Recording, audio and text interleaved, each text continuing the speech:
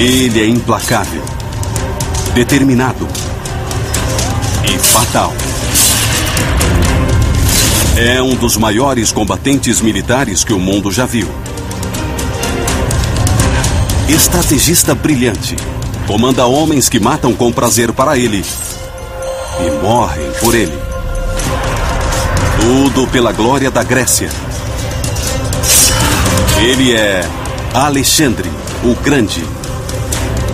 No 4º século a.C., Alexandre dominava mais da metade do mundo. Mas não era suficiente. Ele queria mais. Ávido para expandir seu império, Alexandre anseia por uma nova conquista: a Índia. Tudo o que impede o líder grego são 2 rios imensos e 750 mil soldados indianos.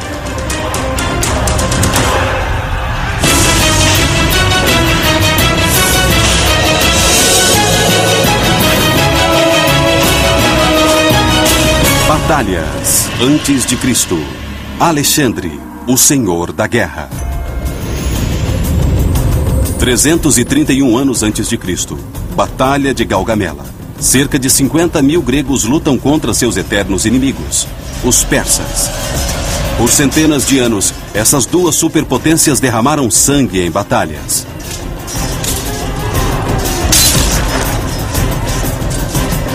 Os gregos têm a metade de homens. Mas neste dia de outubro, eles terminam vitoriosos e transformam a trajetória da história.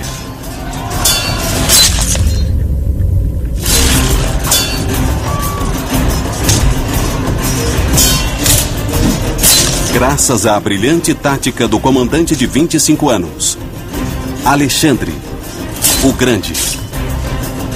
Agora é a sua hora. Alexandre tem uma espécie de aura maior que ele. Ele é bonito, musculoso e extremamente carismático. Suas tropas praticamente o idolatravam.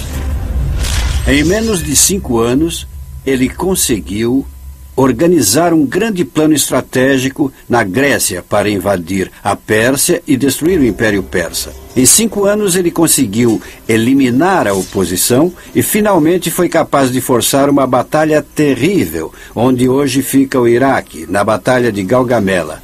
Ele destruiu os últimos remanescentes do exército persa e, pela conquista, virou o imperador de toda a Pérsia. Há quem diga que a genética de Alexandre justifica sua grandiosidade. Acreditam que ele seja descendente de Hércules pelo lado do pai e de Aquiles pelo lado da mãe. Agora o império de Alexandre se estende da Grécia para o Egito, até o atual Afeganistão. Um dos maiores impérios do mundo. Mas o apetite de Alexandre pelo poder e glória é insaciável. 5 anos depois de derrotar os persas, ele está pronto para um novo oponente. Com seu exército de 32 mil homens, ele se posiciona na margem do rio Indo, pronto para a próxima conquista: a Índia. Foram 8 longos anos para Alexandre, que nem tinha 30 anos ainda. Agora, ele era imperador da Pérsia depois de derrotar o poderoso Império Persa em uma campanha muito sangrenta. Era o faraó do Egito. Nem precisou levantar a espada lá, eles desistiram. Agora ele ia bater na porta da Índia. De uma perspectiva geográfica e estratégica, o problema era que para chegar à Índia seria preciso atravessar 2 grandes rios, o Indo e o rio Hidáspes. Para a maioria dos exércitos, esses rios eram grandes demais para atravessar. Mas não para Alexandre, cuja perspicácia e planejamento são lendários. 2 anos antes, ele pediu para construtores de navios que fossem até a costa da Síria construírem barcos que pudessem levar suas tropas ao rio Indo. Quando Alexandre atravessa o rio Indo, ele se depara com o rei Ambi, líder de Taxila. Taxila é a capital do país de Punjab, que fica entre o rio Indo e o Hidáspes. Ambi tinha 2 opções. Podia lutar e ver sua cidade destruída e provavelmente ser enforcado. Alexandre era conhecido por fazer exibições de seus líderes oponentes em mortes lentas, dolorosas e muito públicas. Ou ele podia colaborar, preservar a cidade e, quem sabe, até salvar seu reino. Ambi sabiamente evita o confronto. Alexandre atravessa o rio e domina facilmente Taxila, tornando-a a base de operações para a invasão da Índia. O próximo obstáculo é atravessar o segundo rio, Hidáspes. São 160 quilômetros, que já foram contabilizados por Alexandre. O exército não podia carregar barcos grandes por 160 quilômetros da Índia até o Hidáspes. Então quebraram em pedaços e transportaram as peças. Eles eram barcos desmontáveis, cuja carcaça podia ser feita e o revestimento transportado em baldes de marinheiros individualmente. Era só atravessar o rio e montar todas as coisas alguns dias antes. Alexandre leva 2 meses para chegar ao rio Hidáspes. Ele comanda 23 mil infantarias e 9 mil cavalarias. Um exército leal, comprometido. Muitos estavam com Alexandre desde o início, atraídos pelo poder de sua personalidade e sonhos de glória. Eles lutavam por honra e glória individuais. Todos os seus mitos eram de grandes guerreiros, desde Agamenon 1000 anos antes até Aquiles, Hércules. Todos eles foram grandes guerreiros. Conseguiram tudo porque eram grandes guerreiros. Então, essencialmente, ser um herói para o Alexandre, ser um guerreiro profissional, buscando sempre mais e mais glória, acho que psicologicamente isso virou seu ideal de vida. O adversário de Alexandre do outro lado do rio Hidáspes é um guerreiro igualmente orgulhoso e valente. O rei Porus, de Paurava.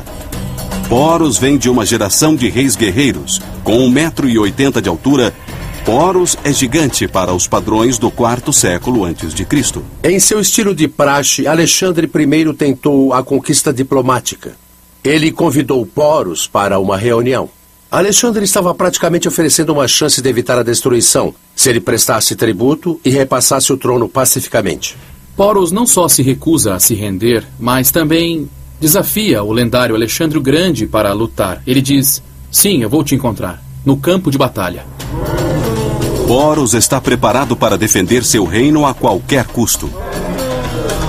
Porus tinha sob seu comando cerca de 30 mil tropas de infantaria, 2 mil cavalarias e 300 carruagens. Mas ele tinha uma coisa que nem Alexandre nem os gregos tinham visto antes. Ele tinha 200 elefantes prontos para a batalha.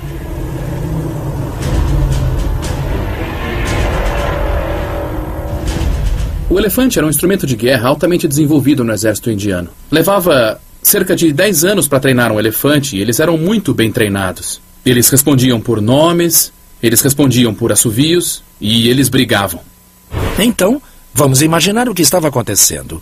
Nós tínhamos o Porus na margem oriental do rio Hidáspes, pronto para combater a travessia de Alexandre. Na margem ocidental, o exército de Alexandre. E entre eles, temos um rio bastante largo, bem profundo e muito agitado, o rio Hidáspes.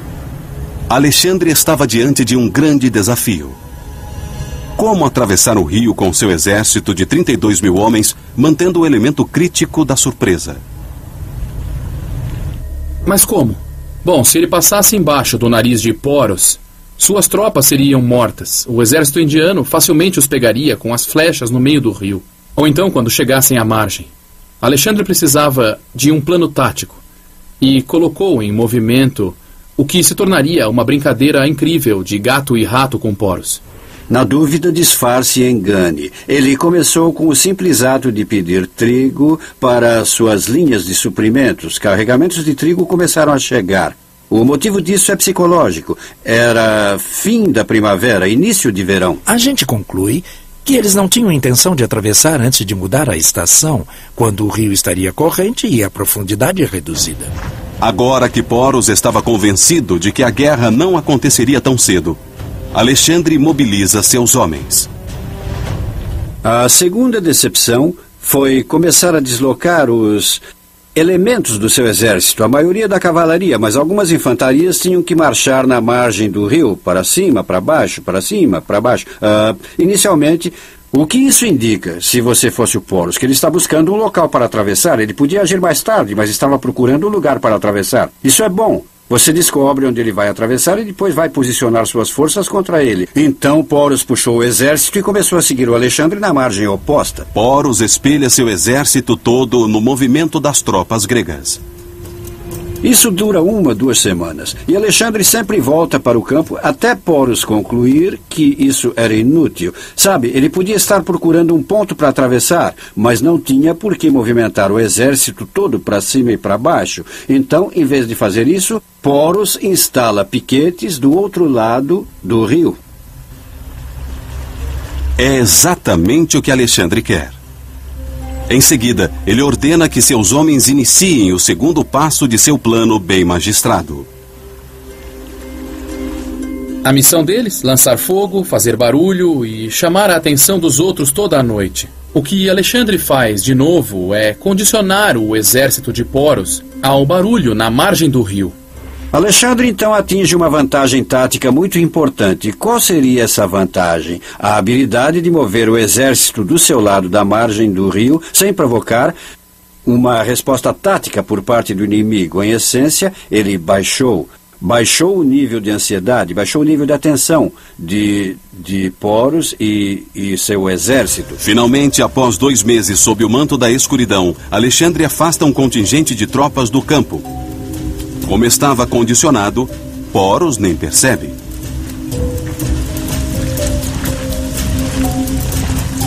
Alexandre nunca quis esperar para atravessar o rio.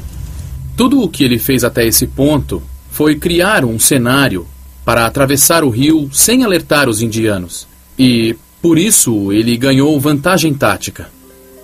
É completamente brilhante. Ele já sabia exatamente onde atravessar e faria isso naquela noite. O que ele faz? Ele tem a ajuda de 10.000 infantarias e cerca de 6.000 cavalarias gregas e mais 1.000 arqueiros montados para se deslocar 28 quilômetros acima da margem. Mas Porus não seria o único a se surpreender. Para Alexandre, o rio Hidáspes também traria surpresas.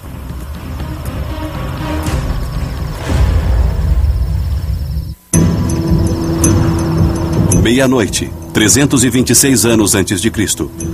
Alexandre o Grande está prestes a atravessar um rio na Índia com 20.000 soldados. Uma surpresa que levou 2 meses. Horas antes, Alexandre afastara suas tropas do campo principal acima do rio Hidáspes. É aqui onde eles vão atravessar. O exército de Alexandre é uma máquina de combates bastante experiente. Durante a maior parte da década, eles inovaram cada batalha militar. Um dos maiores desafios fora 3 anos antes, contra os nômades da Ásia Central. A batalha devastou Bactria e Sogdiana, onde hoje estão o Afeganistão e Paquistão, províncias a leste do imperador de Alexandre. O problema de Alexandre com essas províncias mais afastadas do leste era que elas não eram estados-nações. Na verdade, elas aglomeravam tribos, tribos étnicas que lutavam entre si, como acontece hoje com o Paquistão e Afeganistão. Então ele queria, essencialmente, acabar com essas revoltas. Os asiáticos centrais eram tribos pastorais nômades ao redor do Mar Cáspio. Eram excelentes atiradores e durões. Isso era preciso para sobreviver nas montanhas do Afeganistão. Eles são mestres em arquearia montada. Mas Alexandre e seus homens não eram treinados nem equipados para sobreviver a esse tipo de ataque. O estilo grego era se movimentar de uma vez em uma falange. Várias fileiras de soldados juntos. Mas este novo inimigo, esses combatentes tribais da Ásia Central, usam arqueiros sobre cavalos que lançam flechas ligeiras fatais. Tudo que esses arqueiros usam é leve e móvel. Eles atingem os inimigos com várias flechas ou dardos e logo recuam. Para combater essa nova ameaça, Alexandre reestrutura seu exército e adota cavaleiros arqueiros em suas tropas. No fim, ele praticamente reconfigurou seu exército, basicamente com recursos persas. Deixou tudo mais leve, usando infantaria leve persa. Algumas pesadas, mas a maioria era infantaria e cavalaria leves. A batalha testou forças móveis, o que Alexandre precisava para conquistar a Índia. Depois de 2 anos de guerra nas províncias orientais e tendo tido sucesso, Alexandre agora virava seus olhos ambiciosos para o leste da Índia. Mas ele sabe que enfrentará um oponente formidável. O exército do rei Porus tem uma longa e sangrenta história. Na época, a Índia era dividida em 16 reinos regionais que sempre lutavam entre si por dominância. Guerra era o estado normal das coisas. Assim que um rei ganhava poder, ele começava a atacar os vizinhos. A tradição guerreira da Índia data de mais de 1000 anos, quando as tribos arianas chegaram ao centro da Eurásia. Foi uma das maiores migrações da história. Se você quiser saber como eles eram, é só ligar a televisão e assistir às tribos afegãs. Toda aquela fileira ao norte de montanhas não sofreu nenhuma mudança desde o século XVIII. Então os arianos eram assim, eles eram altos, escuros, olhos escuros, tinham barba e cavalos e carruagens. Então eles conquistaram rapidamente a Índia. Muito ainda se discute sobre os arianos. Nós sabemos que eram guerreiros brutais e foram eles que introduziram o cavalo e as carruagens ao subcontinente indiano. Carruagens trazem mobilidade e velocidade ao campo de batalha. Elas tornaram possível a conquista do subcontinente pelos arianos. Também sabemos que cerca de 1 milênio depois da invasão dos arianos, a Índia era dominada por uma classe de guerreiros cujas tribos viviam constantemente em guerra.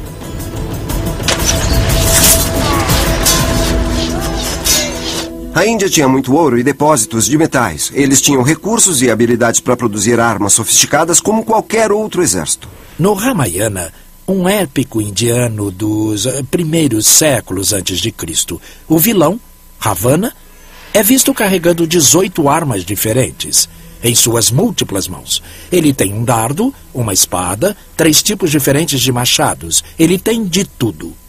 Esse arsenal representa o que vários exércitos indianos normalmente usavam naquela época. Os reinos antigos da Índia realmente aperfeiçoaram a arte da guerra. Uma arte que Porus dominava. Agora ele aguarda para defender a Índia contra seu mais novo invasor, Alexandre. Porus acredita que ele ainda tem tempo para descobrir quando Alexandre atravessará o rio. Mas está enganado. Alexandre está atravessando o rio agora, 27 quilômetros acima. 10.000 tropas gregas, 6.000 cavalarias pesadas e 1.000 cavaleiros arqueiros se jogaram no rio selvagem. Chovia, era madrugada e havia nuvens. Estava tudo preto. E eles mergulharam nessas águas violentas quase cegamente. Absolutamente assustador. A corrente agitada atinge os barcos frágeis dos gregos. Alguns soldados usam sacos de pele de cabra com palha para não afundar. Os cavalos nadavam atrás deles ou eram puxados pelas rédeas. E era noite. Atravessaram o rio de noite, uma manobra bem difícil. Pior, começou a chover. E o vento começou a soprar. Uma tempestade horrenda se iniciou e acabou sendo vantagem para o Alexandre, porque disfarçava o barulho deles e mantinha os piquetes de Porus escondidos. Alexandre está certo de que escolheu bem o ponto de travessia. Mas o que ele pensa ser a outra margem do rio, na verdade, é uma ilha que divide o rio. Ele atravessou o rio, ganhou a ilha, atravessou a ilha numa passagem estreita onde podia esconder suas tropas de Porus e, para seu desespero, descobriu que não era a outra margem, não era a outra margem, era só outra ilha. Escondidos na primeira ilha, eles descobrem outra ilha.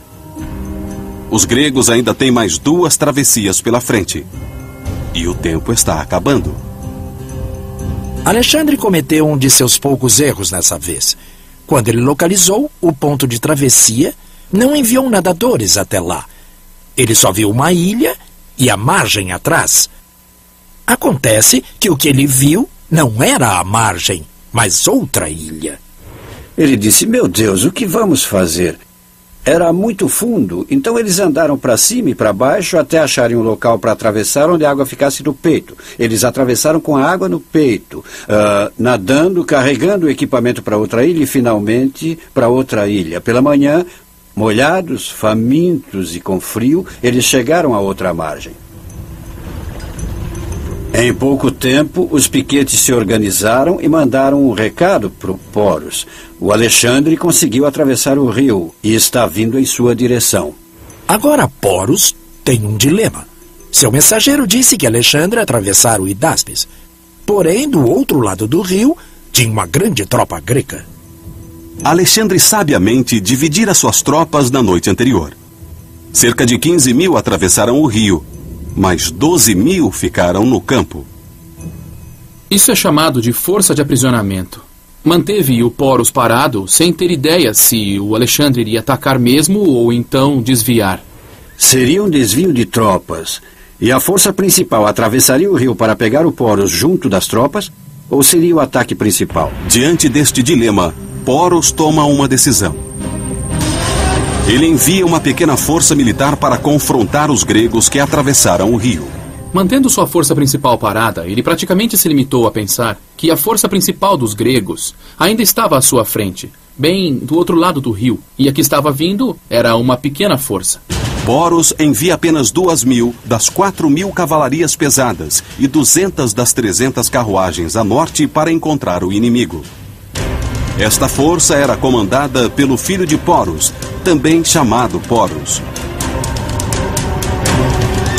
Ao mesmo tempo, Alexandre reúne seus homens exaustos em direção ao sul, liderando a cavalaria pesada. Atrás deles estão os cavaleiros arqueiros asiáticos e, em seguida, a infantaria.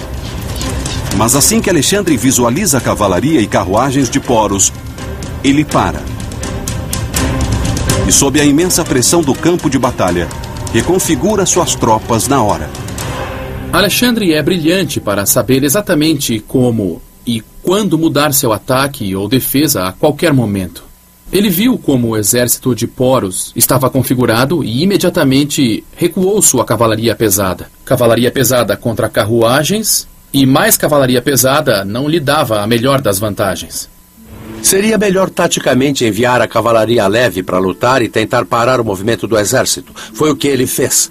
Ele enviou os cavaleiros arqueiros iranianos, um truque que ele aprendeu lutando contra esse mesmo povo, nas conquistas a leste do Império Persa. A cavalaria leve de Alexandre colide com a pequena força militar de Poros. E assim, a Batalha do Rio Hidáspes se inicia.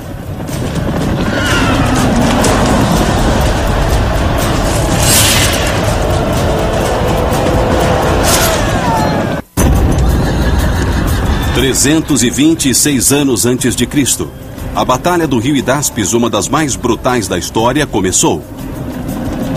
A infantaria leve de Alexandre o Grande ataca os indianos com flechas. Os arqueiros gregos têm um arco leve e sofisticado. Feito de chifre animal, ele é envolto de tecido de cervos selvagens ou antílopes. Os cavaleiros arqueiros de Alexandre eram de atacar e correr, atacar e correr. Eles não usavam armadura, e não era preciso. Eles nem se aproximavam do inimigo, e nesse caso não precisavam mesmo, porque os indianos não tinham arqueiros. Luvas espessas protegem suas mãos. Seus corpos eram protegidos por uma armadura surpreendentemente firme. Era praticamente como um tipo de colete antibalas atual. Imaginem 2 camadas de algodão, talvez, ou até de lã, e entre todas essas camadas havia algodão não processado. Acreditem ou não, as fibras de algodão não processado são suficientes para parar uma flecha. Os cavaleiros arqueiros de Alexandre param as forças indianas e impedem sua mobilidade.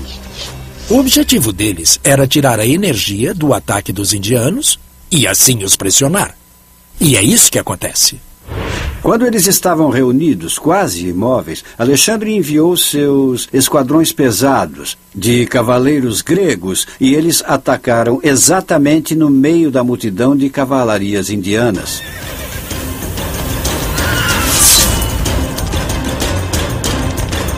O copes foi criado para abate. Ele tem uma lâmina inclinada para dar o máximo de impacto em um ataque por baixo.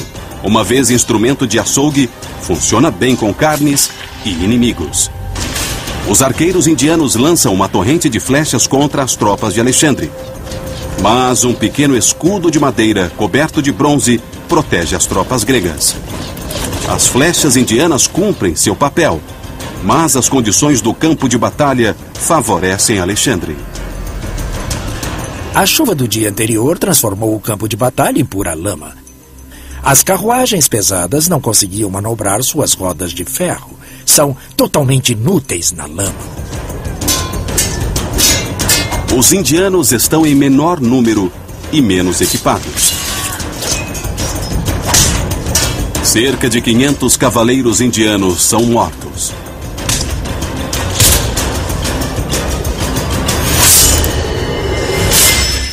As carruagens nunca chegaram na batalha. Ou, se chegaram, foram completamente inúteis e seriam inúteis ainda mais contra cavalarias que podiam cercá-las. Entre os mortos está o jovem Porus.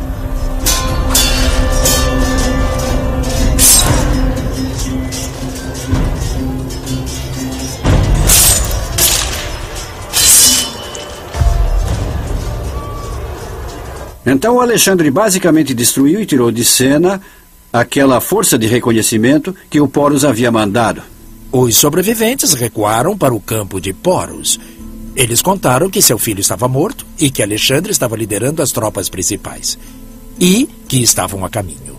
Agora, Porus entende que o contingente grego do outro lado do rio era apenas uma força fixa para paralisá-lo.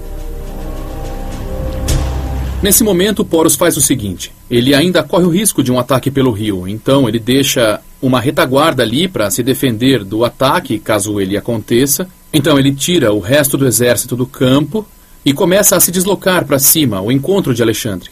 3 horas depois, eles param em um certo ponto.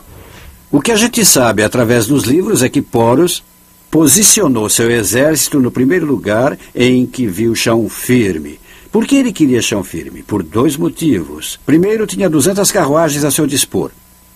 Segundo, os elefantes. Elefantes são pesados e não podem escorregar no campo de batalha. Porus posiciona seu exército. Poucos quilômetros ao norte, Alexandre pede reforço. Antes de atravessar o rio, além de dividir suas forças, Alexandre também posicionará uma força reserva entre o campo principal e o ponto de travessia. Então ele não tinha dividido o exército em 2 na noite anterior. Ele tinha dividido em 3 forças. E essa reserva de cerca de 4.500 infantarias e 3.000 cavalarias são tropas dispostas. Eles tinham dormido, tinham marchado metade do percurso da tropa principal e não tinham visto o combate ainda. Os reforços atravessam o rio e se unem ao contingente de Alexandre. Então agora sabemos o tamanho da força das tropas de Alexandre. Algo aproximado a 8.000 cavalarias e algo aproximado a 15 ou 16 mil infantarias. Mas os homens de Alexandre estão muito dispersos. A cavalaria está à frente, com as tropas exaustas horas atrás. Quando Alexandre se aproxima do campo de batalha e nesse momento vê o exército de Porus, ele está numa situação em que precisa retardar a batalha. Como fazer isso? Ele pega seus cavaleiros arqueiros iranianos e os joga para frente. E eles começam a subir e descer o percurso atirando flechas.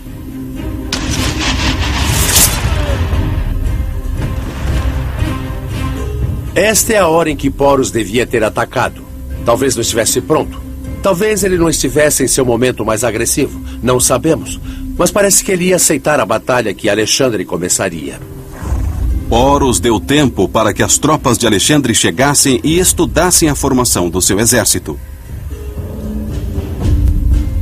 À frente, uma fileira de 200 elefantes de guerra. Atrás dos elefantes, uma fileira ainda maior de 30.000 tropas. E em cada ponta, uma brigada de 1.000 cavalarias para proteger os flancos. A infantaria de Alexandre tinha metade de homens. Então, melhor era fazer uma luta de cavalarias em vez de infantarias. Tem um problema. Elefantes. O historiador romano Cúrcio descreve a cena. As bestas estavam posicionadas entre fileiras de homens armados, a uma distância gigantesca, enquanto o próprio Porus quase excedia o tamanho da estatura humana. A besta em que estava montado parecia aumentar sua altura. A cavalaria macedônia nunca tinha visto tantos elefantes. Agora, os combatentes individuais não eram tanto problema, eram os cavalos. Os cavalos não conheciam aqueles elefantes e o cheiro, som e visão deles apavoraram a cavalaria macedônia. Alexandre precisa rever seu plano tático para usar a cavalaria efetivamente. Ou esta batalha, sua melhor chance de conquistar a Índia, será perdida.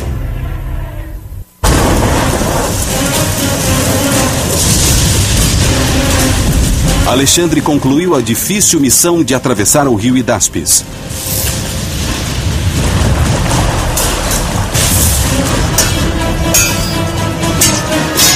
Ele derrotou uma pequena força indiana.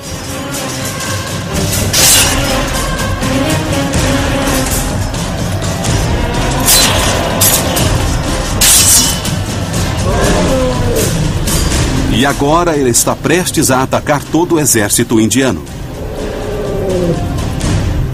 A infantaria indiana era 2 vezes maior que a grega. Alexandre sabia que seu diferencial era a cavalaria 4 vezes maior que a de Poros. Então agora o jogo era como lutar uma guerra que não é a da infantaria.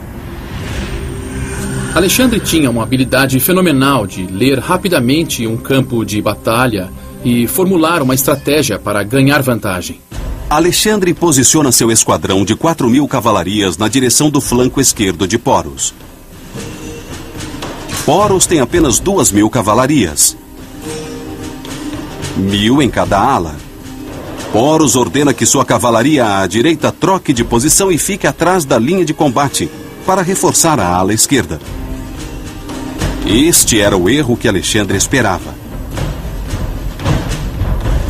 Agora Alexandre pede para que Quenos, um dos seus comandantes de 2.000 cavalarias que se direcionavam para o flanco esquerdo de Poros, troquem de direção e ataquem o lado direito, indefeso. Os 2.000 cavaleiros chegam na ala direita. Não tem ninguém para lutar. Eles avançam e se posicionam atrás dos indianos. É uma situação bizarra elaborada pela tática brilhante de Alexandre. Enquanto Quenos e 2.000 cavalarias se posicionam atrás dos indianos, Alexandre dá ordens para que os arqueiros bombardeiem a cavalaria indiana com tiros e tiros de dardos fatais. Então, Alexandre guia sua brigada de elite de 2.000 cavalarias furiosamente, direcionando-se para a direita, passando pelo flanco esquerdo de Poros.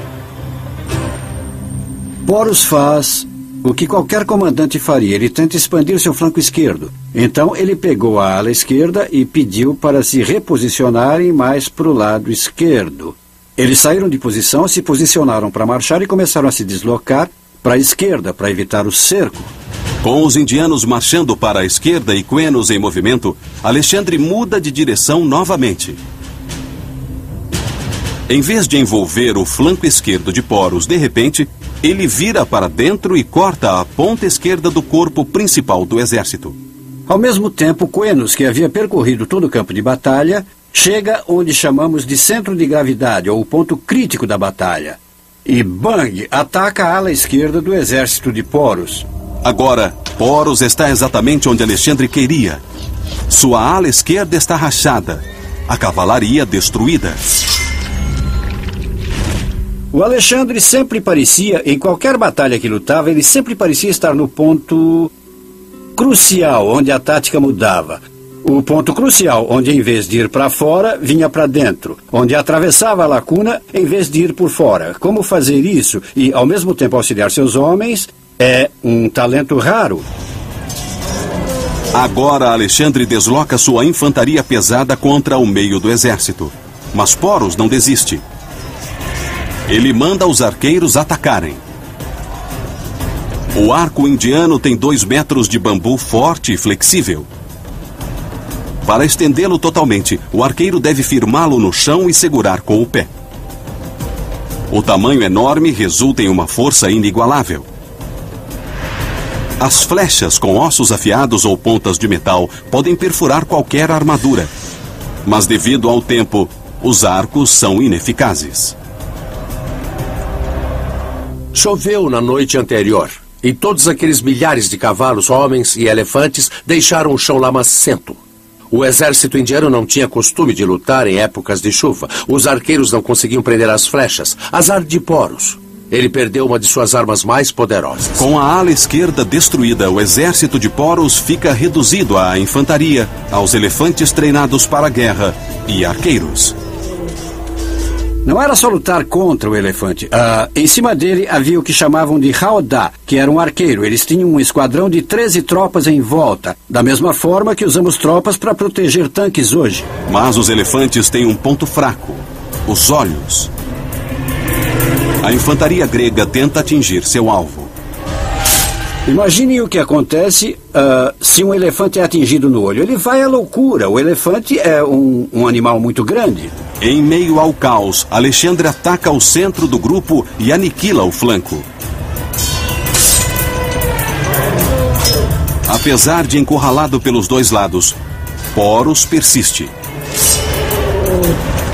O exército começa a se desmoronar sozinho, num grupo gigante de 10, 12 mil homens, animais, carruagens, burros, cavalos. Eles não podiam se mexer. E a infantaria não parava de pressionar.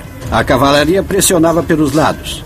Nesse tipo de batalha, se não houver espaço aberto, não dá para ter casualidades. Mas se você fecha o combate, fica terrivelmente perigoso, porque não dá para se mexer.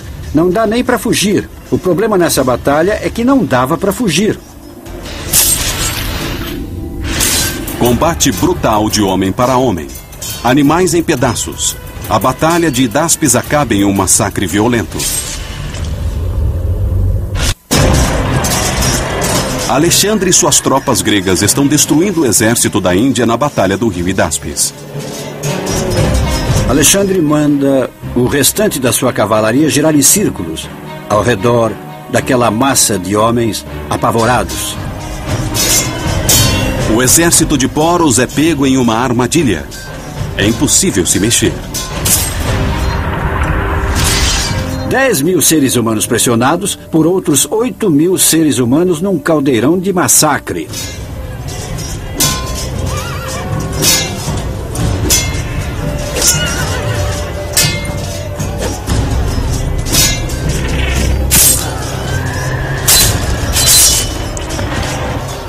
Os gritos de animais, os barridos de elefantes machucados, por exemplo, o relinchar de um cavalo em dor. Lembrem que se alguém caísse, se um cavalo escorregasse no chão ou acabasse se machucando, ou se por acaso um homem caísse do cavalo, estariam mortos.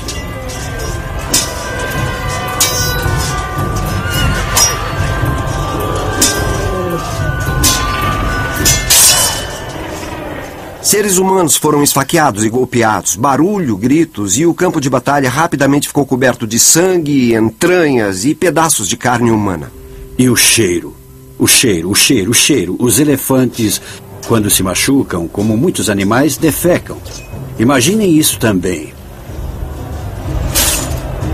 O barulho e o cheiro e o terror humano eram completamente terríveis.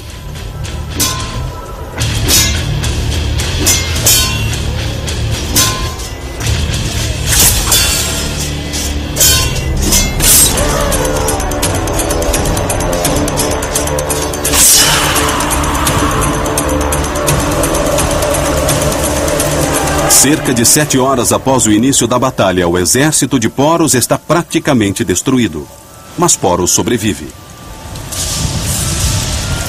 Não foram completamente destruídos, mas provavelmente 3/4 do exército foi morto. O próprio Poros estava bastante machucado, mas continuou a lutar.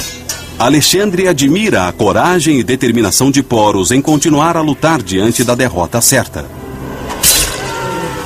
Alexandre reconhece em Poros um espírito guerreiro familiar. Ele não queria matar o homem que aprendeu a respeitar. Então ele envia um mensageiro para pedir uma reunião. O historiador grego Arriano lembra a conversa. Alexandre foi o primeiro a falar. Ele disse: "O que acha que devo fazer com você? Trate-me como um rei", Poros respondeu. Alexandre fica tão impressionado com a dignidade e compostura de Poros que decide deixá-lo como rei e manter seus territórios e súditos. No final das contas, Alexandre, na Batalha do Rio Hidáspes, mostrou sua tática brilhante. Era um cara que lia o campo de batalha. Ele tinha o que Napoleão gostava de chamar de coup d'œil, ou golpe de visão. Olhando o terreno, observando a posição das forças, ele é capaz de organizar rapidamente, nesse caso, um plano tático para a sua própria vantagem. Com a vitória em Hidáspes, Alexandre o Grande deu seu primeiro passo na fronteira da Índia. Mas também é seu último. Conforme ele avança no país, vários estados aglomeram suas tropas e se unem contra o invasor. Na próxima batalha, Alexandre é confrontado por 300.000 tropas indianas. Na tentativa de conquistar a Índia, ficamos com a sensação de que a análise de inteligência estratégica de Alexandre não foi tão boa quanto no passado, porque qualquer visão razoável do que acontecia na Índia na época nos levaria à conclusão de que seria uma missão militar quase impossível para um exército pequeno de gregos. Agora, os homens de Alexandre percebem que o objetivo de seu líder se tornou uma missão suicida. Eles têm lutado arduamente e a revolta está no ar. Ele tentou convencê-los a continuar. Ele era inspirador, suas tropas eram leais, mas elas não aguentavam mais. Alexandre, em constante harmonia com seus homens, acaba cedendo à vontade das tropas e se direciona ao sul, de volta à Babilônia, onde hoje fica o Iraque. Mas sua aventura no Oriente pode ter lhe custado a vida. O mais provável é que ele tenha morrido de malária na Babilônia, segundo a história diz, ou ao menos os livros dizem, porque ele era considerado o faraó do Egito.